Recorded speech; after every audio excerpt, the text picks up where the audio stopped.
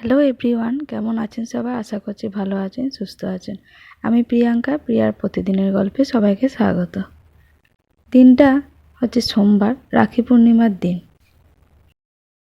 আমাদের মনের সাথে কিংবা আমাদের শরীরের সাথে বলুন কিংবা আমাদের দেশের সঙ্গে বলুন, যাই হয়ে যাক না কেন, দৈনন্দিন জীবনে ধারাবাহিকতা বজায় রাখতে হবে।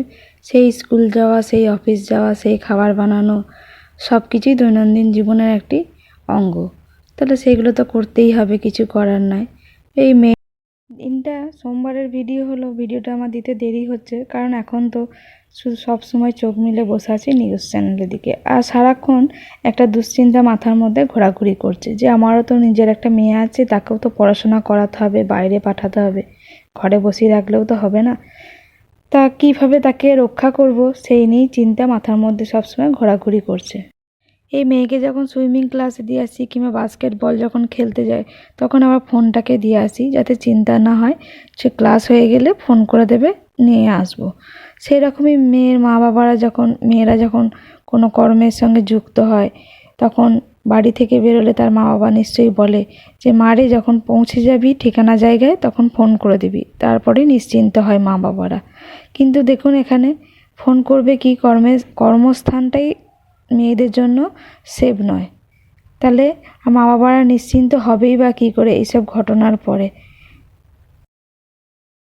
এদিকে এই যে দেখুন এসছে, এটা হচ্ছে আমার সিস্টারেরই, ওর একটা ভাই আছে, ভাইয়ের ছেলে, ওর সঙ্গে দেখা করতে এসেছে, তাই ও রান্নাঘরে ঢুকে গেছে, কাজ করছে। ওই যে নাম দেখুন ওর মিরাক্কেল, কিন্তু মিরাক্কেলও ঠিক করে বলতে পারে না, মিরাকু মিরাকু করে। You have a Krishna brother. What is your name? Miracle. Miracle. Mikaku Bombo.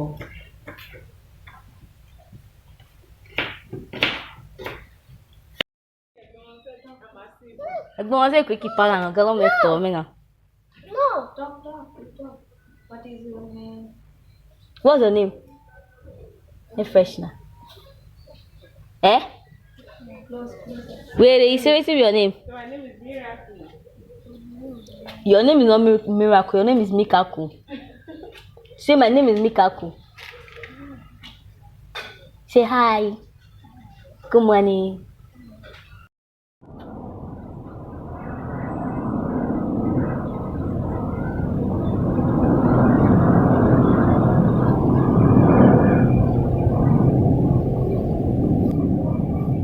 আর এদিকে এই যখনই এই আকাশে প্লেন উড়ে যাওয়ার আওয়াজ পাই, তখনই ছুটে ছোটো ছেলের মতো বাইরে চলে আসি, আর দেখি আর মনে মনে একটা করে বার্তা প্রতিদিন ছুড়ে দিই তার দিকে, যে আর কিছুদিন পরেই আমি যাব তোমার সঙ্গে। আবার কখনো বলি যে এই তো হয়েই গেল, আর তো 8টি মাস, আর তো 9টি মাস। এরকমভাবে আমি বার্তা ছুটতেই থাকি প্রতিদিন একটা করে তার দিকে। শুধু ভাবি যে কবে সেই দিনটি আসবে। এই 2 বছর ঘরের নিজের লোককে ছেড়ে থাকা মানে খুবই কষ্টকর ব্যাপার, সত্যি কথা। মানে যারা থাকে তারাই বোঝে। বছরে একবার হলে সেটা খুবই ভালো হতো, কিন্তু যেমন যার কোম্পানির নিয়ম, এখানে অনেক কোম্পানি আছে, সেই কোম্পানিগুলো বছরে একবার করে ছুটি দেয়, কিন্তু আমাদের কোম্পানি বছরে 2 বছরে একবার। আর এইদিকে দেখুন এই কলাগুলো আমি নিয়ে এসেছি, 1 সপ্তাহের ওপর হয়ে গেল, 8 দিন 9 দিন হয়ে গেল, সে এখন আর কিছুতেই পাকে না। ওকে কত কাণ্ড করেছি, মানে বক্সের মধ্যে ভরে রেখেছি, তবুও কিছুতেই পাকে না। তখন সিস্টার মানে ব্লেসিং এসে বলল যে ওটাকে দিতে হবে রোদে, তাহলে সেটা পাকবে। তাই জন্য আজকে দিয়েছি, দেখা যাক পাকে নাকি। এই যে মেয়ে স্কুল থেকে চলেও এসছে এদিকে। তা আজকে আবার সোমবার, রাখি পূর্ণিমার দিন। ওর একটা বন্ধু আছে, ওর ভাই আছে, তা প্রতিদিন বাড়ি আর কি ওকে বলে যে রাখি পরানোর জন্য। তো এবারও বলেছে যে স্কুল থেকে এসে স্নানে যাচ্ছে, স্নান করে নিয়ে যে রেডি হয়ে গেছে, রাখি পরাতে যাবে। এবার সে প্রতিবারই বলে, সেই জন্য আর কিছু বারণ করতে পারিনি এবারে। আর মেয়েও সেই সব বিষয়ে অবগত নয়, কারণ দেশ সম্পর্কে তার একটা ভালো ধারণা আছে মনে, সুন্দর ধারণা, যে আমার দেশ এই, আমার দেশ ওই। তো সেই সুন্দর ধারণাটাকে মন থেকে এখনই মুছে দিতে চায় না। তার হিংস্র দিকটা যখন বড় হবে তখন সে তো নিজেই অবগত হবে। মাঝে মাঝে বলছে যে মা তোমরা খবর দেখছো, এটা কি হচ্ছে ওখানে, ওখানে কি হয়েছে? তখন বলি বাবা এই ব্যাপার, মানে সেরকম কিছু বলি না, মানে যতটা কাটানো যায় ততটাই কাটিয়ে দিতে চেষ্টা করি। এই যে চলে এসেছি, এই যে এদের ঘরেই আজ রাখি পরাবে। এই বন্ধুটি হচ্ছে, ওরা হচ্ছে পাঞ্জাবি, নন বেঙ্গলি। তা ওদের এই রাখি পূর্ণিমার দিনটিকে খুবই মানে, আমরা যেমন আমাদের ভাইফোঁটাটাকে সেরকম এদের সেটাকে এই রাখি পূর্ণিমার দিনটিকে খুব মানে। তাই সে বারবার বলে, ফোন করে দুদিন আগে থেকে যে রাখি পূর্ণিমাতে আসবি, ভাইফোঁটা রাখি পরাবি।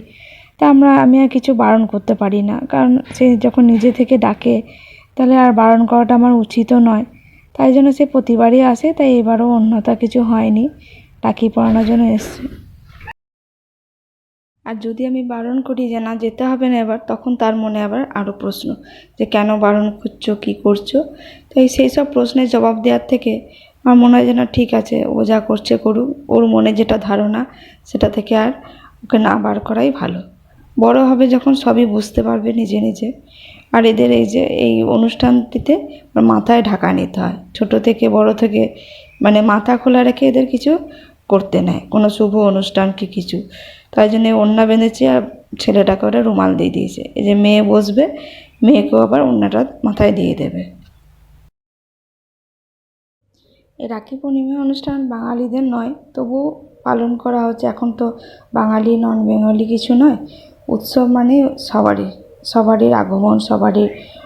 আমাদের বাঙালিদের পুজোতেও যেমন ধরুন অনেক নন বেঙ্গলি আসে। এই যে সিঁদুর খেলা, এখানে এবছর আমাদের দেখাবো যে আমাদের এই দুর্গাপুজো সিঁদুর খেলাতে কত নন বেঙ্গলির ভিড় হয়, কারণ তারাও খুব ভালোবাসে আমাদের এই দুর্গাপুজো অনুষ্ঠানটিকে। যখন দেশে ছিলাম তখন ভাইকে রাখি পরাতাম, যদি রাখি বন্ধনের দিন একসাথে থাকতাম, নাহলে সেরকমভাবে অত করতাম না, ভাইফোঁটাটাই আমরা পালন করি। তা এবারে আমি ভাইকে ফোন করে একটা কথাই বলেছি যে ভাইয়ের মতো ভাই হয়ে উঠবি। দেশের জন্য কোনো বোন যদি বিপদে পড়ে তাহলে তখন ভাইয়ের মতো তাকে রক্ষা করিস, এই কথাটিই বলেছি এবারে আমি আমার ভাইকে। পৃথিবীতে সব ভাইয়েরা যদি ভাইয়ের মতো ভাই হয়ে উঠতো তাহলে আর বোনেদের এরকমভাবে অত্যাচারিত হতো না। এই ভাবি একে একে এদিক থেকে নিয়মকানুনগুলো বলছে, আর মেয়ে করছে, মেয়ে তো এইসব জানে না, তো এদের নিয়মকানুন আমাদের নিয়মকানুন একটু আলাদা ধরুন, তাদের নিয়মই সব কিছু করছে। আবার ওদের আবার পাও ছুঁতে হয়, ছোটো ছেলেদের। আমাদের যেমন বলে 5 বছরের নিচে বাচ্চারা পা ছবে না, কিন্তু এদের আবার বলছে উল্টো, যে বোনের পা ছুঁতে হয়, দিদির পা আর কি। এ দেখুন, যেই বললাম যে একটা ফটো তুলবো, এর নাম হচ্ছে কিয়াস। এখন ও পোজ নিয়ে বসে গেল। আর এই যে লাইট জ্বলার রাখি টিপে সে ভারী খুশি, ওইটি নিয়েই ও পড়ে আছে। তাই ভিডিওটা আজ এখানেই শেষ করছি। যদি ভালো লেগে থাকে প্লিজ একটা লাইক করে দেবেন, আর সবাই ভালো থাকবেন, সুস্থ থাকবেন। আর ভিডিওটি শেষ পর্যন্ত দেখার জন্য সবাইকে অনেক অনেক ধন্যবাদ।